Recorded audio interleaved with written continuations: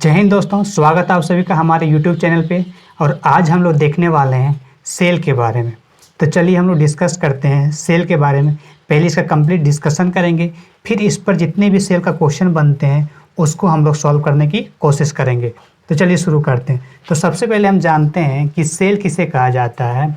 तो सेल जो है सजीवों के शरीर की रचनात्मक और क्रियात्मक इकाई को कहते हैं। यानी जितने भी सजीव हैं, जितने भी लिविंग थिंग्स हैं, वो जो बने हुए हैं, तो उसके लिए बेसिक यूनिट क्या है? तो सेल है। जिस तरीके से घर को बनाने के लिए उसकी बेसिक यूनिट क्या होती है? ईंट होती है, बालू होती है। उसी तरीके से सजीवों की भी शरीर की रचनात्मक इकाई को तैयार करने के लिए उसकी बेसिक यूनिट क्या होती है? तो सेल होती है। इसलिए कहा जाता है कि सेल को क्या है? एक बेसिक स्ट्रक्चरल यूनिट इसे हम कहते हैं। नेक्स्ट देखें, सेल शब्द की उत्पत्ति कहाँ से हुई है? तो सेल जो है लैटिन भाषा सेलुलस से बना हुआ है, जिसे हम लोग हिंदी में क्या कहते हैं? तो कोशिका कहते हैं। अच्छा, सजीव जो होते हैं वो दो तरीके के होते हैं। एक कोशिकीय होता है और दूसरा क्या होता है हमारा? बहुकोशिकीय होता है। तो एक कोशिकीय मतलब यूनिसेलुलर, तो वैसे इसमें जीव आते हैं जो सिर्फ और सिर्फ एक कोशिका से बना हुआ रहता है, उसे हम यूनिसेलुलर कहते हैं। जैसे इसका एग्जाम्पल क्या हो जाएगा? जीवाणु, बैक्टीरिया हो गया, पैरामीशियम हो गया, अमीबा हो गया। ये जो है यूनिसेलुलर है, सिर्फ एक सेल से बने हुए हैं। बहुकोशिकीय बोले तो वैसे जीव आते हैं इसके अंदर जो एक से अधिक सेल से मिलकर के बने हुए हैं। जैसे मनुष्य हो गया, जानवर हो गया, जितने भी स्तनधारी आते हैं, जितने भी बड़े बड़े जानवर हैं, वो सारे किस में आते हैं? तो मल्टी सेलुलर में आते हैं, बहुकोशिकीय में आते हैं। नेक्स्ट हम बात करें कि सेल की खोज किसने करी थी। तो सबसे पहले सेल की खोज रॉबर्ट हुक ने 1665 ईस्वी में किया था। और किस पे किया गया था? तो कॉर्क पे किया गया था, कॉर्क के छाल पे किया गया था। निर्जीव कोशिका की खोज किया था रॉबर्ट हुक ने। लेकिन सजीव कोशिका अगर पूछेगा तो सजीव कोशिका की खोज एंटोनी लेवनहुक ने किया था माइकोप्लाज्मा नामक बैक्टीरिया पर। किसने किया था? तो एंटोनी लेवनहुक ने किया था। माइकोप्लाज्मा नामक बैक्टीरिया पे किया गया था। नेक्स्ट देखें, अब सेल थ्योरी देखें। तो 1839 में स्लाइडेन तथा स्वान ने कोशिका सिद्धांत प्रस्तुत किया था, यानी सेल थ्योरी को दिया था। कब? तो स्लाइडेन और स्वान ने दिया था, 1839 में दिया था।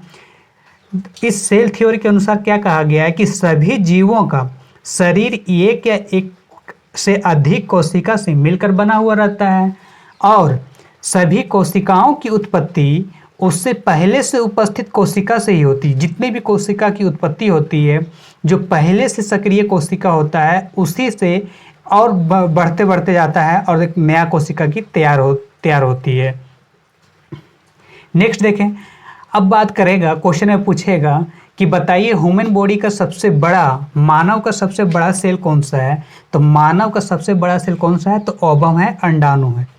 Smallest cell in human body, अगर सबसे छोटा सेल ह्यूमन बॉडी में बोलेगा तो क्या है? तो स्पर्म है, शुक्राणु है। और लार्जेस्ट सेल बोलेगा, सिर्फ ह्यूमन बॉडी का बात नहीं कर रहा, अब सभी ओवरऑल में लार्जेस्ट सेल बोलेगा तो वो कौन सा हो जाएगा? ऑस्ट्रिच एग हो जाएगा, शुतुरमुर्ग अंडा हो जाएगा। और स्मॉलेस्ट सेल बोलेगा तो माइकोप्लाज्मा बैक्टीरिया है, जो कि स्मॉलेस्ट सेल है। इसी पे एंटोनी लेवनहुक ने क्या किया था? तो सबसे पहले सजीव सेल की खोज करी थी।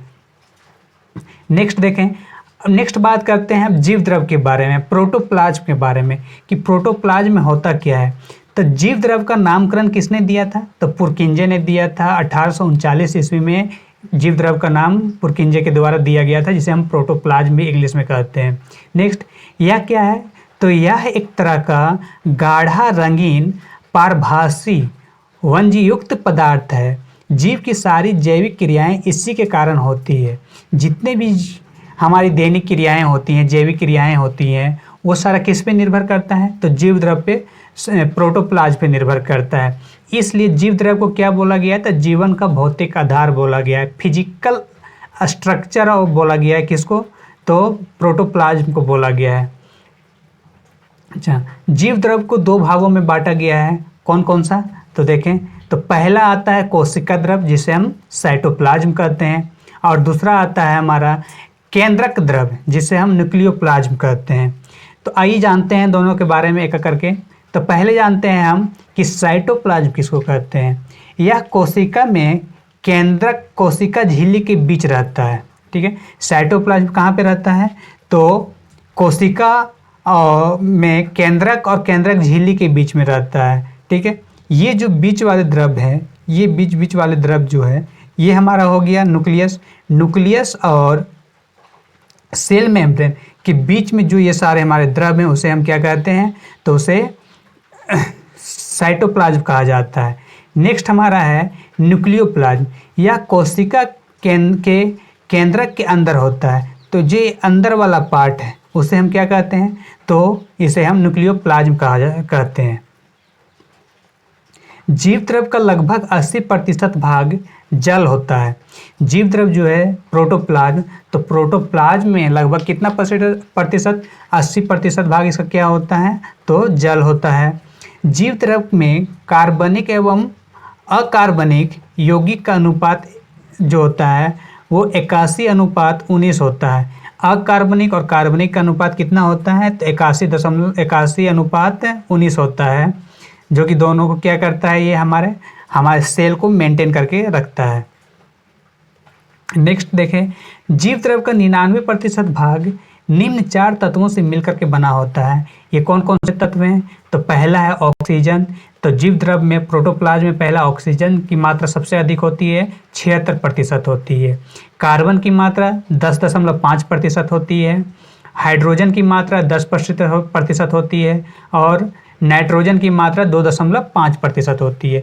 तो जीव द्रव का 99% भाग कुल 4 तत्वों से मिलकर के बना होता है, जिसका पहला भाग है ऑक्सीजन जो कि 76% होता है। दूसरा भाग है कार्बन जो कि 10.5% होता है। तीसरा है हाइड्रोजन जो कि 10% होता है और चौथा है नाइट्रोजन जो कि 2.5% होता है।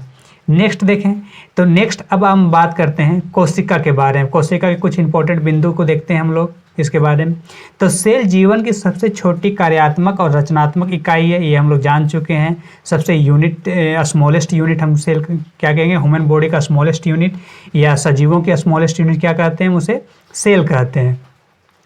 कोशिका के अध्ययन को हम साइटोलॉजी कहते हैं। स्टडी ऑफ सेल को क्या कहा जाता है, साइटोलॉजी कहा जाता है। सी से सेल और सी से साइटोलॉजी। तो स्टडी ऑफ सेल को हम लोग क्या कहते हैं, तो साइटोलॉजी कहते हैं। सबसे छोटी कोशिका जीवाणु कौन सी है, तो माइकोप्लाज्मा गैलीसेप्टिकम की है, ठीक है। तो सबसे छोटी कोशिका कौन सी जीवाणु की होती है, तो माइकोप्लाज्मा की होती है। वो भी माइकोप्लाज्मा में कौन सा, तो माइकोप्लाज्मा गैलीसेप्टिकम की होती है। नेक्स्ट देखें, तो कोशिका शब्द का प्रयोग सर्वप्रथम किसने किया था, तो रॉबर्ट हुक ने किया था 1665 में, और इन्होंने क्या किया था, तो निर्जीव कोशिका की खोज करी थी।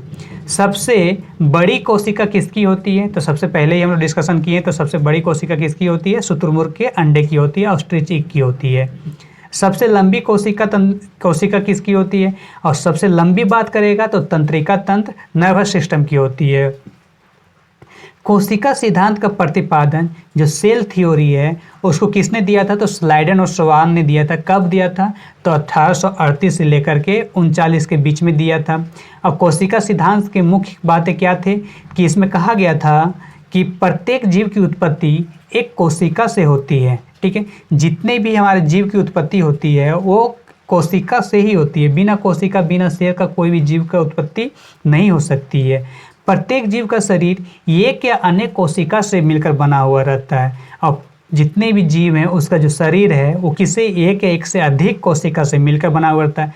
अगर एक कोशिका से बना तो उससे हम लोग क्या कहते हैं, एक कोशिकीय जीव यूनिसेलुलर कहते थे, और एक से अधिक सेल से मिलकर बना है तो उसको हम मल्टीसेलुलर बहुकोशिकीय कहते हैं।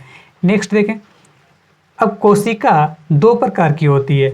कौन कौन सी होती है, ये तो था कि सजीव जो है 2 तरह के होते हैं, एक तो यूनिसेलुलर और एक मल्टीसेलुलर होते हैं। लेकिन अब देखें हम कि सेल 2 तरह के होते हैं। कौन कौन से होते हैं, तो एक तो होता है प्रोकैरियोटिक सेल होता है और एक होता है यूकैरियोटिक सेल होता है।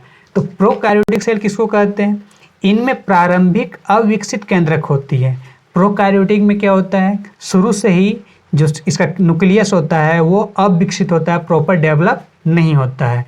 यूकैरियोटिक में इसमें पूर्ण विकसित केंद्रक होते हैं, और यूकैरियोटिक में क्या होता है, तो प्रॉपर तरीके से डेवलप होता है उसका केंद्रक न्यूक्लियस जो होता है। कोशिका द्रव पूर्ण कोशिका में फैला हुआ रहता है। प्रोकैरियोटिक में कोशिका द्रव जो होता है वो कहाँ पे, तो पूरे कोशिका में फैला हुआ रहता है। और यूकैरियोटिक में कोशिका एवं कोशिका कला के बीच में सीमित रहता है। तो यूकैरियोटिक में कहाँ पे रहता है हमारा कोशिका द्रव, तो कोशिका और कोशिका कला जो है उसके बीच में, सेल मेम्ब्रेन के बीच में क्या होता है, तो वहीं पे सीमित रहता है। केंद्रक कला तथा केंद्रिका अनुपस्थित होती है। प्रोकैरियोटिक में क्या होता है, तो केंद्रक कला सेल मेम्ब्रेन और केंद्रिका न्यूक्लियोलस ये दोनों ही क्या होते हैं, तो अब्सेंट होते हैं। नेक्स्ट, केंद्रक कला तथा केंद्रिका उपस्थित होता है। अब प्रोकैरियोटिक में क्या होता है, तो केंद्रक कला हो गया और केंद्रिका न्यूक्लियोलस दोनों ही क्या होते हैं, तो उपस्थित होते हैं।